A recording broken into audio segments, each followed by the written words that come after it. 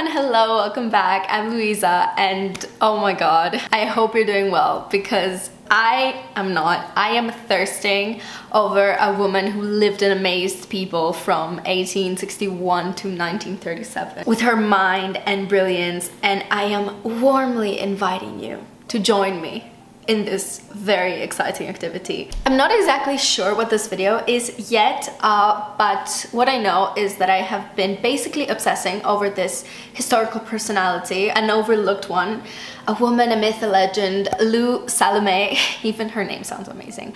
My huge philosophical crush, which I've mentioned in previous videos. My dead husband, Friedrich Nietzsche, was obsessed with her, but she rejected him. And she also rejected literally every other intellectual she ever met because they all fell in love with her, one after the other, and she just said no.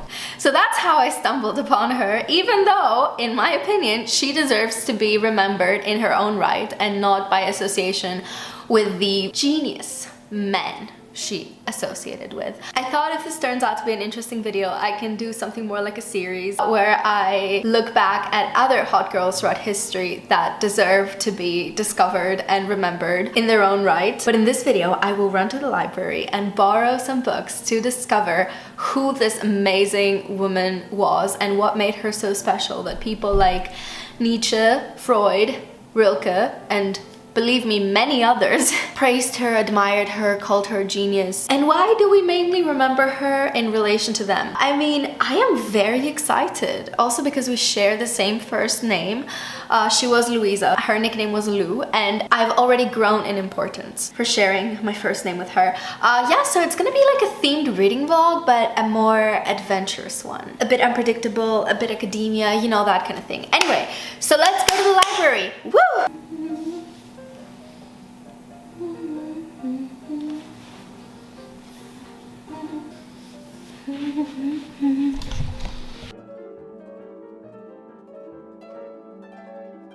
I'm back and we're sitting more cozily here. Even if the light does not wish to cooperate, I don't really care. So here are the 3 books that I borrowed. Let's start with the fact that my university library did not have a lot of Salomé or about Salomé that was in English because her native languages were Russian and German, I believe, and so a lot of the stuff was in German, and I can order coffee in German, but that's about it. So I cannot read her in German. So the first thing I borrowed is something she wrote when she was a bit older, something like a memoir. It's called Looking Back Memoirs, and it has been translated to English and published by Paragon House, New York. And here we have a very charming photo of Lou. She looks pretty hot.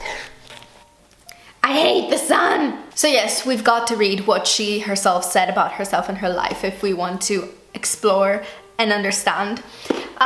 Then book number 2 is a biography, so someone else writing about her. I found just one biography of her in English at my university library, but I think there is at least one more. More hot photos of her. I think this is my favorite photo of her. She looks gorgeous, but she also looks like happier. And then here is a photo of her when she's older. Anyway, I'm really excited because the biography will obviously contain things that are not included in her memoirs.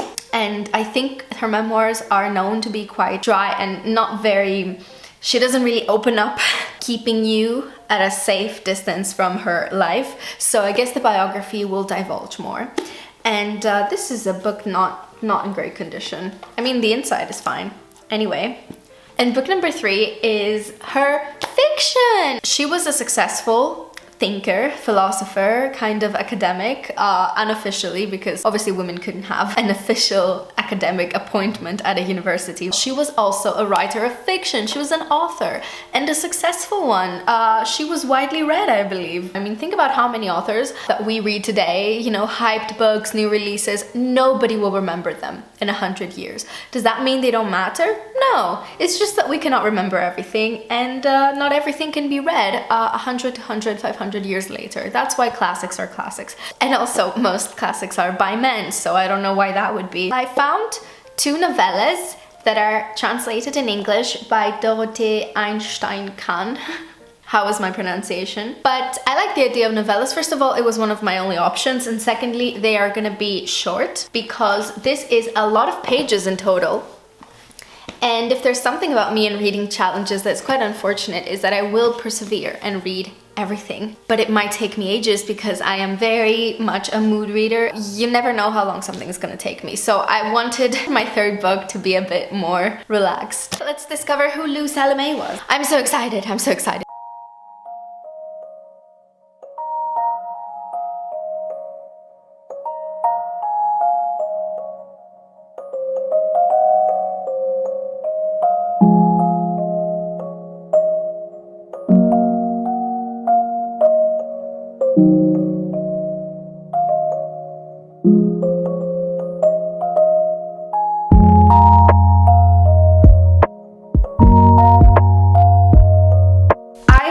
Started reading Looking Back by Lou Salomé. Yeah, I'm almost halfway there.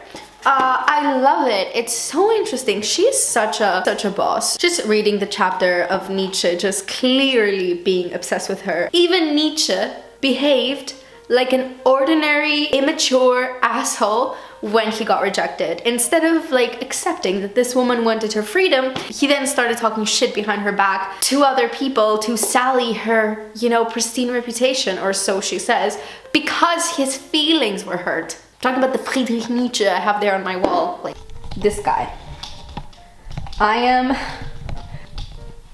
But this guy, she didn't want to get married. She was actually very impressed by you, and she said you communicated in ways that she couldn't communicate with that other guy, and yet that was not enough for you. Men, just men, like, what can I say? It's fascinating.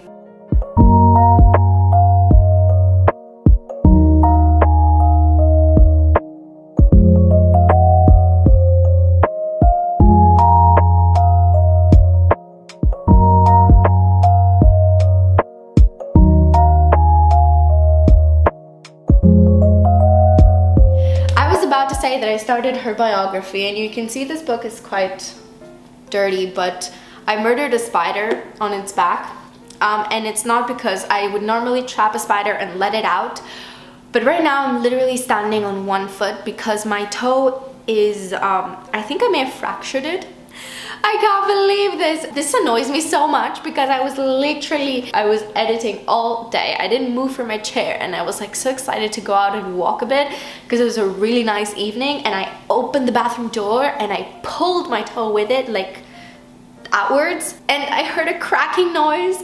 Yeah, and then it hurt a lot. So anyway, I think I'm gonna go to the hospital because I live in a country where I can go to the hospital and it's free and no one will tell me, why are you here? So why not go and make sure that my toe isn't broken, or if it's broken, get it treated instead of just Googling for hours and trying to play doctor and determine whether it's broken, fractured, or just swollen and bruised and looking like an inflated balloon. So then I'm going to take the book to A&E and read there, and I will let you know when I'm back if the book is fine and if the toe is broken.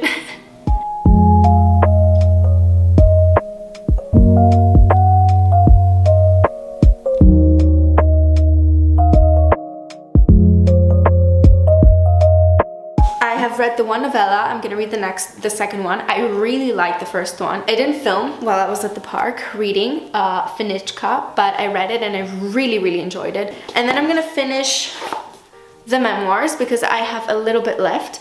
And then I will be able to return the books to the library before I don't want to be fined for them. I'm so sad that my library membership is ending. I'm honestly so sad that I won't have access to a university library in English anymore. I've been thinking about this for the last 4 months, going to a library and having access to all of these random books and all of the ones that I took a picture of because I wanted to read them, and I'm never gonna read them because I'm never gonna have access to the library again. Hello, I'm back. I read them all. I can't believe it. Oh my god, it took a while. I'm not gonna disclose how long it took, but it didn't take a week, which was the original plan. 2 weeks at most. Like, I was ambitious, okay? I don't even know where to start with this woman, I swear.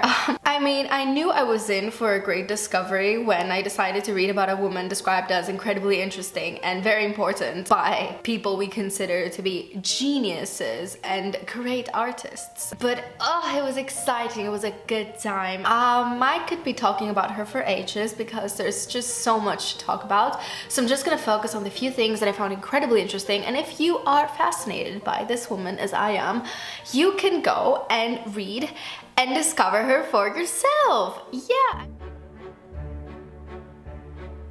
I want to talk about her love life. There were various topics that interested her philosophically, and definitely religion was one of them. But another one was love as a concept and how it applies practically, because she was also very interested in psychology. I feel like she was always interested in psychology before she became a psychoanalyst. She became a psychoanalyst after meeting and hanging out with Freud. Yes, Freud. The actual Freud. But what I find most impressive about her, other than her intellect, is her handling of her love life and her social life, and how she kind of blended the two. Now I'm gonna paint a bit of a contextual picture about her because I think it's interesting. She was born in St. Petersburg, but her family was originally of German and French descent, so she spoke a bit of everything. She was very rebellious, and although she grew up very religious, she kind of changed her mind about that, found out that rationally it didn't make sense to her exactly the way religion had gotten into her, and it was a big part of her life. She felt very disenchanted in a way. She kind of went and found her own pastor, and she was 17 at the time, and that pastor turned out to be a very, very important mentor for her. He introduced her to many of her intellectual interests. I think he taught her the history of philosophy and other things. They did these really intensive lessons, so it wasn't just about religion, and he opened up her spiritual world. And he also hit on her, and he wanted to marry her. She was 17 and he was much older. And somehow nobody mentions that as an issue. Not herself, obviously. She was one of those people that really doesn't want to feel or be seen as a victim, or at least that's how she describes things. So she definitely didn't describe it as traumatizing. But also her biographer didn't. And I wonder if it's because the biography is not very recent. Listening to this story and how it affected her later on, and how she just, after that experience of saying no to this man, and I think she felt betrayed because she saw him as this really all-important figure. Basically, that pastor had her completely under his thumb. I would probably say also a paternal figure. I feel like she must have experienced some betrayal and some trauma. I mean, she decided that her love life had ended. For many years, she was refusing to get into a romantic relationship with anyone. Just to clarify, nothing happened with that guy actually. She was like, no, I don't want to get married to you. And then she left the country. He let her flee, and she just started a new life, studied in Zurich, and she started socializing with intellectuals, and she herself being an intellectual, and they started writing together, thinking together, traveling around the world. She lived off of the allowance that her mother gave her, which was typical for an unmarried woman of that time. If your social position allowed it, you wouldn't work. Working wasn't very proper. Why is her love life so fascinating, and why are people talking about that a lot? Well, first of all, because every guy she socialized with and had in her circle of friends was in love with her and proposed to her, or proposed more indecent proposals to her, and she said no to everyone. But she wanted to chase her interests and live like a full intellectual life. She felt that the only way to be in love, if you desire someone so much, is to idealize them, and therefore give yourself so wholly to them that you lose your sense of self and your independence, and it's something that she did not want to do.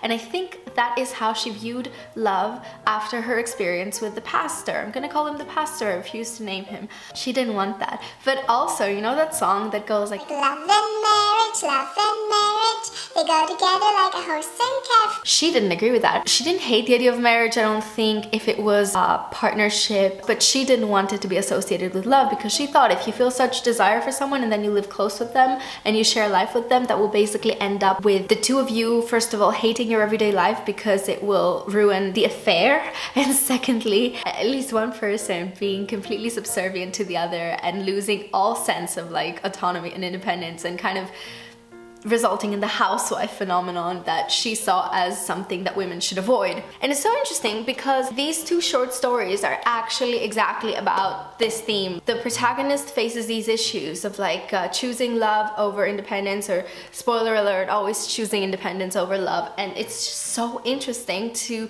see how she takes her own conundrums and puts them into fiction.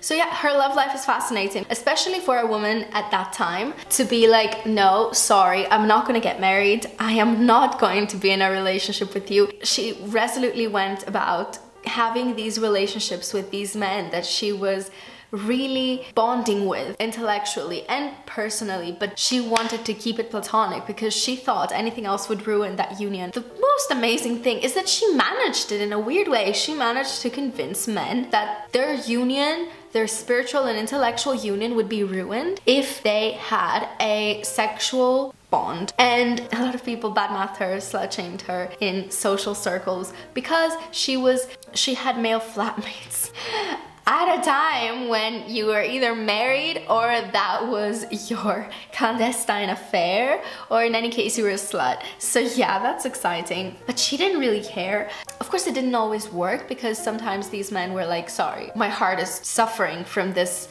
you know, forced platonic element and I need to leave, and kind of reacted badly, or they were just unable to continue the friendship. That happened with Paul Ray? I don't know how to pronounce his name. He couldn't do it anymore. Nietzsche also behaved like a complete idiot. He did not really like that she distanced herself from him. I think it was overwhelming for her because Nietzsche was this really interesting person that she rejected the marriage offer and everything, but he still had kind of this hold over her in a way. At least mentally, she kind of distanced herself from him and was also started being interested in spending time with other people, and he did not accept that very well. He just went from idolizing her to hating her and telling everyone what a shitty person she was. And also his sister helped because Nietzsche's sister was a total and utter asshole, and she also became a Nazi. So yeah, why did she get married though is the weird question, and the answer is this guy came that kind of out of the blue,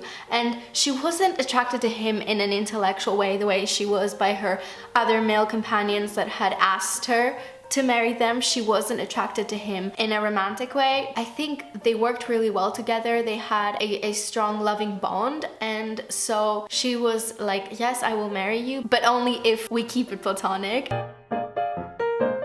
And then he stabbed himself. He stabbed himself in response, and then she went to ask for help and they thought she did it. Anyway, even her husband didn't take it too well. At some point he tried to force her to have sex with him one time in her sleep, and she tried to choke him, to kill him, because she was so resistant to the idea. And I cannot believe that this had nothing to do with the pastor. Spoiler alert, this didn't stay like that for her whole life, and her husband wasn't that happy that at some point she started liking some men in that way, and she wanted to have sex with them, and he was like not taking it well. So they started spending time together, but then kind of they lived also long distance. So they kind of did the modern long distance relationship, but make it 19th, early 20th century. Like, what the actual... And that was when Paul Ray was like, what? You married this random guy that appeared out of the blue, and I've been your close intellectual companion, and for all this time, like, I've been asking you, please marry me, and you have kept me in the friend zone. I mean, she didn't want to tell him, you know what, I intend to keep my husband in the friend zone, because she wasn't going around telling people, yeah, you know, I decided to marry someone, but I'm not gonna have sex with him, we're just gonna have a platonic marriage, because that would kind of damage the masculinity and the reputation of the husband. So she couldn't tell even her really, really close best friend Paul Ray that that would be the case, and he was so wounded by the fact that she was rejecting him for all this time, and then this guy shows up out of the blue and she marries him, that he dipped.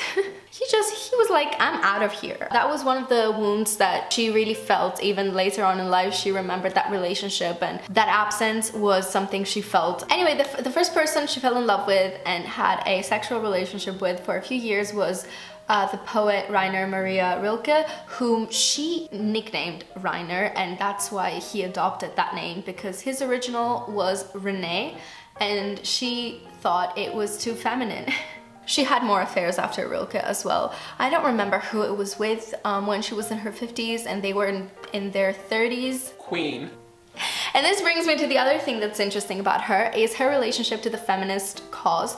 And that's one of the things that I find most fascinating about her, because at her time, feminism was becoming a social movement, taking shape and becoming popular and everything. And she did not join it. She had some ideas that were feminist and some that were heavily criticized for being anti-feminist, but she had this weird outlook on women. The nature of man and woman was another topic that really interested her, and she wrote about it. And I actually find it really fascinating, even if obviously it's not really how I see the issue or how most of us think of ourselves now. But she thought that women were inherently superior to men, that they don't need to go out in the world and have goals and be ambitious and search for things, because they know contentment, they know how to be happy, and they know how to look for meaning in their own way and in themselves, and they don't need some external thing to give meaning to their lives. And she thought it was superior to be born a woman, and she wanted other women to embrace that too,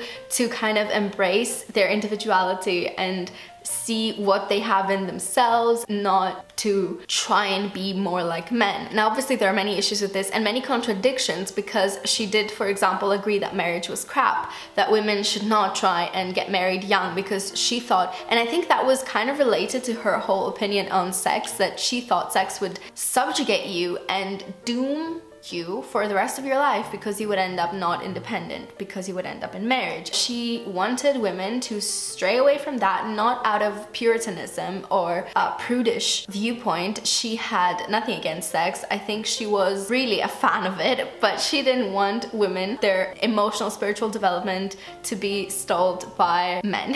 And that is very modern and also a bit weird, but incredibly interesting, because she then got into psychoanalysis and was really interested in the unconscious, and her and Freud became great buddies, and he really admired her and liked her, and that is wild. Yeah, she was always interested in human psychology, so it's no surprise to me that she became a psychoanalyst and blah blah blah. The subject of womanhood and how she viewed that, and in relation to men, and how she embraced certain ideas, because she did want to work. She did write and publish her writings in academic journals and scientific journals. She published writings on psychoanalysis, and she also wrote some books. So her position on women working and being independent was clear, but I think she also didn't realize some of the contradictions in what she thought. In many ways, she was very much like hashtag not like other girls, also in the way she dressed and in the way she obviously ignored social norms by just having men who were friends, or then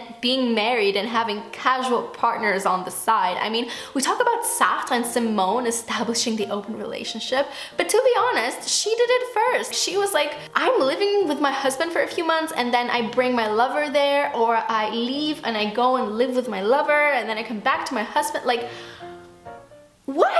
Is it the 19th century or is it the 29th century over there? I'm really confused. My mind was just constantly blown as I was reading. There's just so much I could say. I could keep talking about her and her ideas on womanhood. Actually, I think that would make an interesting video. My absolute highlight was the novellas. I loved them, both of them. I really enjoyed reading them. They were short, and the thing is, her main thing was not language. She didn't write really well. She wasn't interested in improving her writing. In fact, Nietzsche did these really interesting copy edits of her aphorisms, because she went through a phase where she wrote aphorisms, and imagine Nietzsche rewriting your aphorisms. That's like Homer editing your epic poem, you know? Anyway, she wasn't interested in, writing really well. She, in fact, was against having specific ambitions. She kind of wanted to go where life took her, and she also thought that having specific ambitions was not a woman's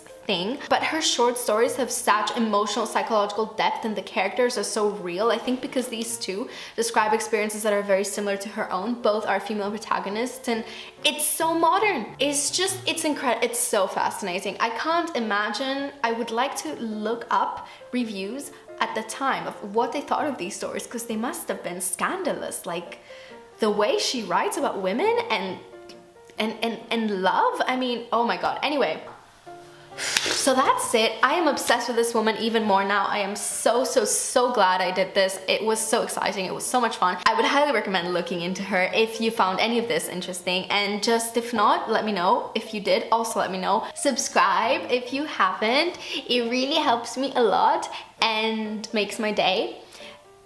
And I will see you in the next one. Thank you so much for watching.